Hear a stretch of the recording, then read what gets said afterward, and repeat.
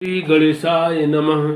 श्री रामचरितमानस पाठ 8वां विश्राम बालकांड दोहा नंबर 246 के आगे से चौपाई मैं शुरू करने चल रहा हूँ। सो आप श्री रामचरितमानस पाठ का श्रवण करें और पुण्य प्राप्त करें। जव छवि सुधा पयो निधि होई, परम रूप में कच्छपु सोई। शोभा रजु मंदरु सिंगारु, माथे पानी पंकज निज मारू। जिन लक्ष्मी जी की बात ऊपर कही गई है वह निकली थी खारे समुद्र से, जिसको मथने के लिए भगवान ने अति कर्कश पीठ वाले कच्छप का रूप धारण किया। रस्सी बनाई गई महान विषधर वासुक नाग की मथानी का कार्य किया अतिशय कठोर मंदराचल पर्वत ने, और उसे मथा सारे देवताओं और दैत्यों ने मिलकर। जिन लक्ष्मी को अतिशय शोभा की खान और अनुपम सुंदरी कहते हैं, उनको प्रकट करने में हेतु बने ये सब असुंदर एवं स्वाभाविक ही कठोर उपकरण। ऐसे उपकरणों से प्रकट हुई लक्ष्मी श्री जानकी जी की समता को कैसे पा सकती हैं? हाँ, इसके विपरीत यदि छवि रूपी अमृत का समुद्र हो, परम रूपमय कच्छप हो, शोभा रूप रस्सी हो, श्रृंगार रस पर्वत हो, और उस छवि के समुद्र को स्वयं कामदेव अपने ही कर कमल से मथे। एही विधि उपजय लक्ष्य जब, सुंदरता सुख मूल।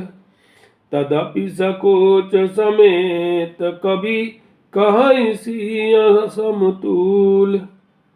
इस प्रकार का संयोग होने से जब सुंदरता और सुख की मूल लक्ष्मी उत्पन्न हो, तो भी कभी लोग उसे संकोच के साथ सीता जी के समान कहेंगे, बहुत संकोच के साथ। जिस सुंदरता के समुद्र को कामदेव मथेगा, वह सुंदरता भी प्राकृत लौकिक सुंदरता ही होगी, क्योंकि कामदेव स्वयं भी त्रिगुणमयी प्रकृति का ही विकार है। अतः उस सुंदरता को मथ कर प्रकट की हुई लक्ष्मी भी उपर्युक्त लक्ष्मी की अपेक्षा कहीं अधिक सुंदर और दिव्य होने पर भी प्राकृत ही है। अतः उसके साथ भी जानकी जी की तुलना करना कवि के लिए बड़े संकोच की बात होगी। जिस सुंदरता से जानकी जी का दिव्याति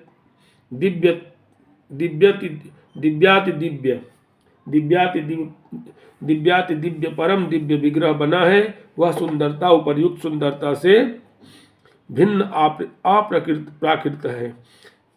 वस्तुतः लक्ष्मी जी का अप्राकृतिक रूप भी यही है। वह कामदेव के मथने में नहीं आ सकती, और वह जानकी जी का स्वरूप ही है, अतः उनसे भिन्न नहीं और उपमा दी जाती है। भिन्न वस्तु के साथ इसके अतिरिक्त जानकी जी प्रकट हुई हैं। स्वयं अपनी महिमा से उन्हें प्रकट करने के लिए किसी भिन्न उपकरण की अपेक्षा नहीं है, अर्थात शक्तिमान से अभिन्न अद्वैत तत्व है, अतएव अनुपमेय है। यही गूढ़ दार्शनिक तत्व भक्त शिरोमणि कवि ने इस अभूतोप माल अंकर के द्वारा बड़ी सुंदरता से व्यक्त किया है। चली संग लय सखी सयानी, गावत गीत मनोहर बानी। सोहनवल तनु सुंदर सारी, जगत जननी अतुलित छवि भारी। सयानी सखियां सीता जी को साथ लेकर मनोहर बाणी से गीत गाती हुई चली। सीता जी के नवल शरीर पर सुंदर साड़ी सुशोभित है। जगत जननी की महान छवि अतुलनीय है। भूषण सकल सुदेश सुहाए, अंग अंग रचि सखिन बनाए। रंग भूमि जब सिय पगुधारी, देखी रूप मोहे नर नारी। सब आभूषण अपनी अपनी जगह पर शोभित हैं, जिन्हें सखियों ने अंग अंग में भली भांति सजाकर पहनाया है। जब सीता जी ने रंग भूमि में पैर रखा, तब उनका रूप देखकर स्त्री पुरुष सभी मोहित हो गए। हरसि सुरन दुंदुभि बजाई, बरसि प्रसूत प्रसून अप्सरा गाई। पानी सरोज सोह जय माला, अवचट चितय सकल भुआला। देवताओं ने हर्षित होकर नगाड़े बजाए और पुष्प बरसाकर अप्सराएं गाने लगी। सीता जी के कर कमलों में जयमाला सुशोभित है। सब राजा चकित होकर अचानक उनकी ओर देखने लगे। सिया चकित चित राम चाहा, भय मोह बस सब नर नाहा। मुनि समीप देखे दो भाई, लगे ललिक लोचन निधि पाई। सीता जी चकित चित्त से श्री राम जी को देखने लगी। तब सब राजा लोग मोह के वश हो गए। सीता जी ने मुनि के पास बैठे हुए दोनों भाइयों को देखा तो उनके नेत्र अपना खजाना पाकर ललचाकर वहीं श्री राम जी में जा लगे स्थिर हो गए। गुरजन लाज समाजु बड़, देखी सिय सकुचानी। लागी बिलोकन सखिन तन, रघुबीर ही उरयानी। परंतु गुरुजनों की लाज से तथा बहुत बड़े समाज को देखकर सीता जी सकुचा गई। वह श्री रामचंद्र जी को हृदय में लाकर सखियों की ओर देखने लगी। राम रूप अरुषिय छवि देखे, नर नारिन परिहरि निमेषे। सोचहि सकल कहत सकुचाही, विधि मन विनय करहि मन माही। श्री रामचंद्र जी का रूप और सीता जी की छवि देखकर स्त्री पुरुषों ने पलक मारना छोड़ दिया। सब एक टक उन्हीं को देखने लगे। सभी अपने मन में सोचते हैं पर कहते सब चाहते हैं। मन ही मन वह विधाता से विनय कहते हैं, विधाता से विनय करते हैं। वह मन ही मन विधाता से विनय करते हैं। हरु विधि बेगी जनक जड़ताई, मति हमारी असी देहि सुहाई। बिनु विचार पनु तज नर नाहु, सिया राम कर करे विबाहु। हे विधाता, जनक की मूर्ता को शीघ्र हर लीजिए और हमारी ही ऐसी सुंदर बुद्धि उन्हें दीजिए कि जिससे बिना ही विचार किए राजा अपना प्रण छोड़कर सीता जी का विवाह राम जी से कर दें।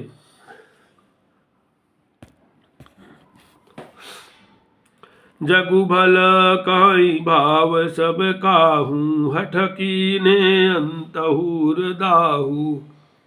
एहि लाल सामगन सब लोगु, बरु सांवरो जान की जोगु।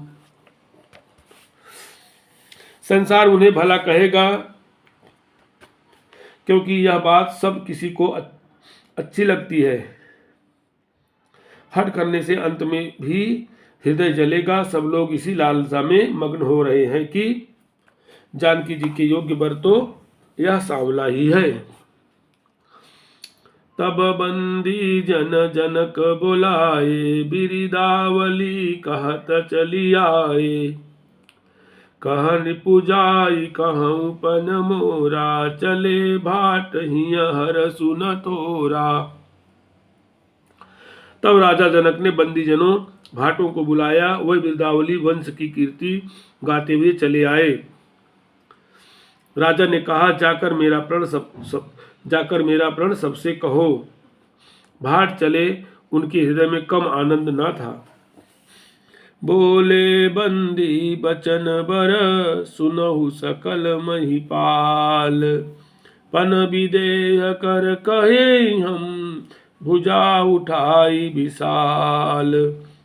भाटों ने श्रेष्ठ वचन कहा, हे पृथ्वी की पालना करने वाली सब राजागण सुनिए, हम अपनी भुजा उठाकर जनक जी का विशाल प्रण कहते हैं। निप भुज बल विदो शिव धनु राहु, गरुड़ कठोर विदित सब काहू। रावण भानु महाभट भारे, देखी सरासन गवही सिधारे। राजाओं की भुजाओं का बल चंद्रमा है, शिव जी का धनुष राहु है, वह भारी है, कठोर है, यह सबको विदित है। बड़े भारी योद्धा रावण और बाणासुर भी इस धनुष को देखकर गांव से चुपके से चलते बने। उसे उठाना तो दूर, छूने तक की हिम्मत न हुई। सोई पुरारी को दंडु कठोरा, राज समाजया जुजोई तोरा। त्रिभुवन जय समेत वैदेही, बिनई विचार बरई हटते ही। उसी शिव जी के कठोर धनुष को आज इसी राज समाज में जो भी तोड़ेगा, तीनों लोकों की विजय के साथ ही उसको जानकी जी बिना किसी विचार के हठपूर्वक वरण करेंगी। सुनिपन सकल भूपय अभिलाषे, भटमानी अति संयमन माखे। परिकर बांधि उठे अकुलाई, चले इष्ट देवन सिर नाई। प्रण सुनकर सब राजा ललचा उठे। जो वीरता के मान्य थे वे मन में बहुत ही तमतमाए, कमर कसकर अकुलाकर उठे और अपने इष्टों को सिर नवाकर चले।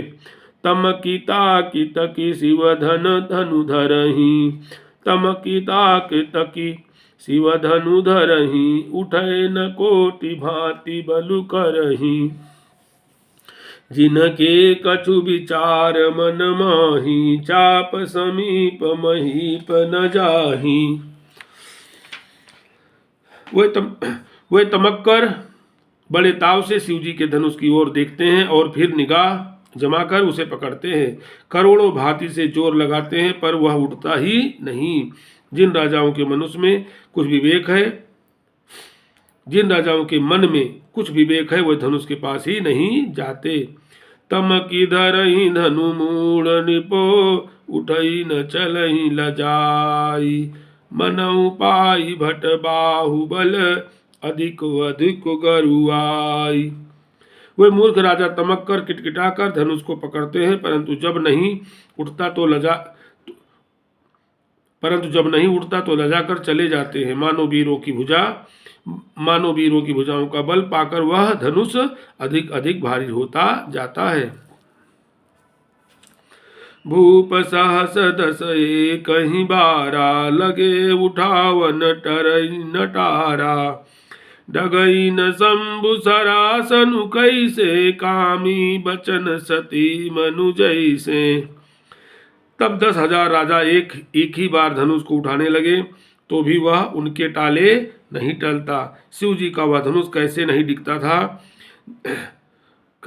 डिगता था, जैसे कामी पुरुष के वचनों से सती का मन कभी चलायमान नहीं होता। सब निपु भय जोगुपहासी, जैसे बिनु विराग सन्यासी। कीरति विजय वीरता भारी, चले चाप कर बरबस हारी। सब राजा उपहास के योग्य हो गए, जैसे वैराग्य के बिना सन्यासी उपहास के योग्य हो जाता है। कीर्ति विजय बड़ी वीरता इन सबको वे धनुष के हाथों बरबस हार कर चले गए। श्रीहत भय हारिहिं राजा, बैठे निज निज आई समाजा। नृपन विलोकि जनकु अकुलाने, बोले बचन रोष जनुसाने। राजा लोग हृदय से हार कर श्रीहीन हतप्रभ हो गए और अपने अपने समाज में जा बैठे। राजाओं को असफल देखकर जनक अकुला उठे और ऐसे वचन बोले जो मानो क्रोध में सने हुए थे। दीप दीप के भूपति नाना, आए सुनि हम जो पन उठाना। देव धनुज धरि मनुज शरीरा विपुल वीर आए रणधीरा। मैंने जो प्रण ठाना था उसे सुनकर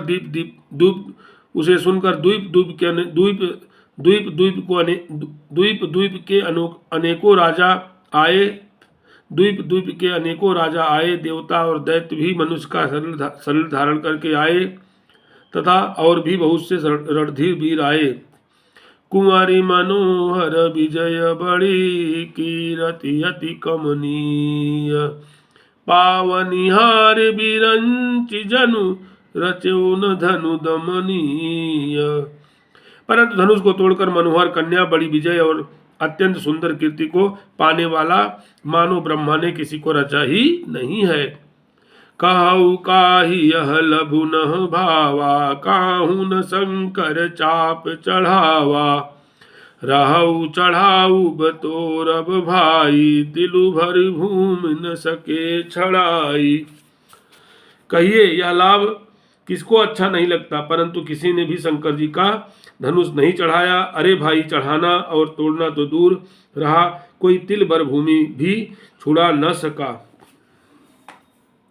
अब जनि को माखै भटमानी, वीर विहीन महिमय जानी। तजहु आस निज निज गृह जाहु, लिखा न विधि भय देहि विदाहु।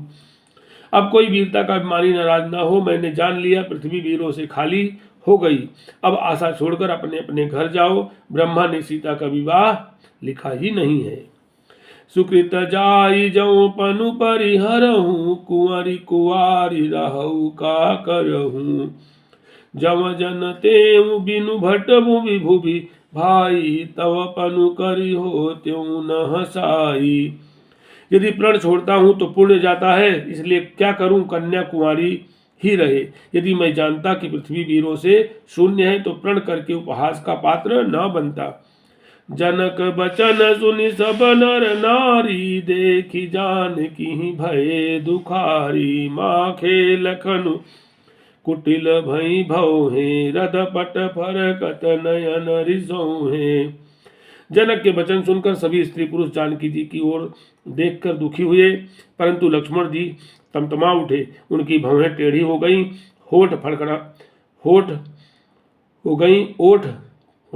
ओठ फड़कने लगे और नेत्र क्रोध से लाल हो गए। कही न सकत रघुबीर, डर लगे बचन जनुबान। नाई राम पद कमल सिरु, बोले गिरा प्रमाण। श्री रघुवीर जी के डर से कुछ कह तो सकते नहीं, पर जनक के वचन उन्हें बाण से लगे। जब न रह सके तब श्री रामचंद्र जी के चरण कमलों में सिर नवाकर वे यथार्थ वचन बोले। रघुवंशिन महु जहाँ को होई, तो तेहि समाज यस कहई न को। कही जनक जसी अनुचित बानी, विद्यमान रघुपलि रघुकुल मानि जानी। रघुवंशियों में कोई भी जहाँ होता है उस समाज में ऐसे वचन कोई नहीं कहता, जैसे अनुचित वचन रघुकुल शिरोमणि श्री राम जी को उपस्थित जानते हुए भी जनक जी ने कहे हैं। सुनऊ भानुकुल पंकज भानु, कहाऊ सुभाऊ न कछु अभिमानु। जब तुम्हारी अनुशासन पावऊं, कंदुक इव ब्रह्मांड उठावऊं। हे सूर्य कुल रूपी कमल के सूर्य, सुनिए, मैं स्वभाव से ही कहता हूं, कुछ अभिमान करके नहीं। यदि आपकी आज्ञा पाऊं तो मैं ब्रह्मांड को गेंद की तरह उठा लूं। काचे घट जिमि डारऊं फोरी, सकऊं मेरु मूलक जिमि तोरी। तव प्रताप महिमा भगवाना, को बापुरो पिनाक पुराना। और उसे कच्चे घड़े की तरह फोड़ डालूं। मैं सुमेरु पर्वत को मूली की तरह तोड़ सकता हूँ। हे भगवान, आपके प्रताप की महिमा से यह बेचारा पुराना धनुष तो कौन चीज है। नाथ जानी असि आयसु हो, कौतुक करऊं बिलोकिय सोऊ, कमल नाल जिमि चाप चढ़ावऊं, जो जन सत प्रमाण लई धावऊं। ऐसा जानकर हे नाथ आज्ञा हो तो कुछ खेल करूं। उसे भी देखिए, धनुष को कमल की डंडी की तरह चढ़ाकर उसे 100 योजन तक दौड़ा लिए चला जाऊं। तोरऊं छत्रक दंड जिमि तव प्रताप बलनाथ, जौन करऊं प्रभु पद सफत शपथ करन धरऊं धनुभात। हे नाथ, आपके प्रताप के बल से धनुष को कुकुरमुत्ते बरसाती छत्ते की तरह तोड़ दूं। यदि ऐसा ना करूं तो प्रभु के चरणों की शपथ है, फिर मैं धनुष और तरकस को कभी हाथ में भी ना लूंगा। लखन सकोप बचन जे बोले, डगमगानी मही दिग्गज डोले, सकल लोग सब भूप डराने, सियहिया हर सुजनक सकुचाने। जो ही लक्ष्मण जी क्रोध भरे वचन बोले कि पृथ्वी डगमगा उठी और दिशाओं के हाथी कांप गए। सभी लोग और सब राजा डर गए। सीता जी के हृदय में हर्ष हुआ और जनक जी सकुचा गए। गुरु रघुपति सब मुनि मन माही, मुदित भये पुनि पुनि पुलकाही। शयन ही रघुपति लखनु निवारे, प्रेम समेत निकट बैठारे। गुरु विश्वामित्र जी श्री रघुनाथ जी और सब मुनि मन में प्रसन्न हुए और बार बार पुलकित होने लगे। श्री रामचंद्र जी ने इशारों से लक्ष्मण को मना किया और प्रेम सहित अपने पास बैठा लिया। विश्वामित्र समय शुभ जानी, बोले अति स्नेहमय बानी। उठऊ राम भंजऊ भव चापा, मेटऊ तात जनक परितापा। विश्वामित्र जी शुभ समय जानकर अत्यंत प्रेम भरी वाणी से बोले, हे राम उठो, शिव जी का धनुष तोड़ो और हे तात जनक का संताप मिटाओ। सुनि गुरु बचन चरण सिरुनावा, हरस विषादु न कछूर आवा। ठाड़े भय उठि सहज सुभाए, ठवनि जुबा मृगुराजु लजाए।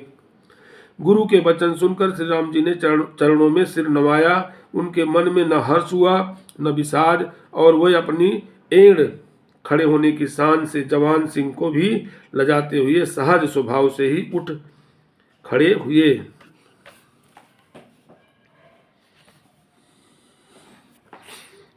उदित उदय गिरी मंच पर, रघुबर बाल पतंग।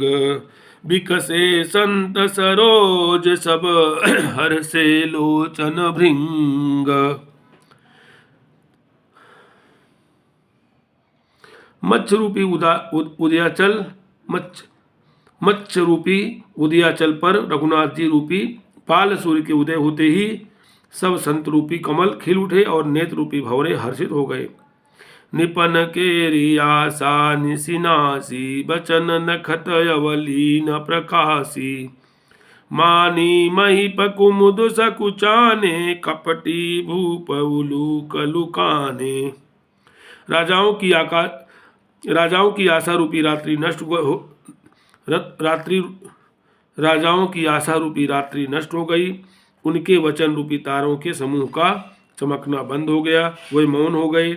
अभिमानी राजा रूपी कुमुद संकुचित हो गए और कपटी राजा रूपी उल्लू छिप गए। भय विशोक को कमुनि देवा, वीर सही सुमन जना वहीं सेवा।